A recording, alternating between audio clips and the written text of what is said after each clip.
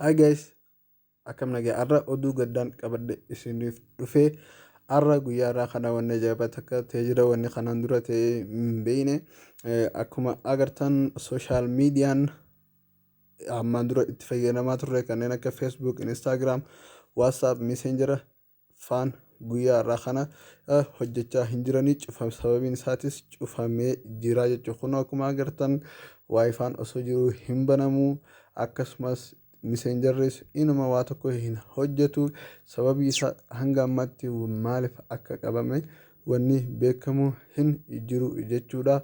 Akkuma agartan only YouTube qofatu hojjeta. WhatsAppis yoo seentan WhatsAppis inuma hin hojjetu jechuudha. Refresh hin godhu akkasumas Instagram illeen hojjechaa hin jiru jechuudha. Facebook guddaas yeroo seenu akkuma agartan refresh hin godhu hin banu jechuudha daawwattoota kiyyaa. Sababii miidiyaalee gurguddoon addunyaa kanneen akka CNN, Aljazeeraan faanis waan kana dubbachuu jiranii sababii isaatti hanga ammaa wanni beekame hin jiru jechuudha.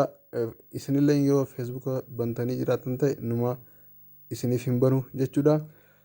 Kanaaf kiyya qofa jettanii akka hin yaaddoon jechuudha.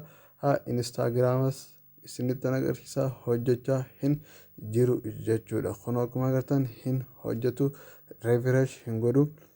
Kanaaf maybe sababa isaa wanni beekamu hin jiru wanni isin miidhu wanni isin fayyadu yoo jiraate kan isin beeksisu ta'a. Kun akkuma agartan refresh hin godhu.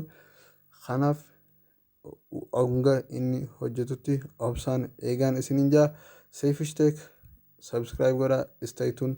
Mallattoo notification miliyoon godhaatii na wajjin turtii gaarii jaa. Akkasumas TikTok chaanaala kiyya hordofuu hin dagatinaa.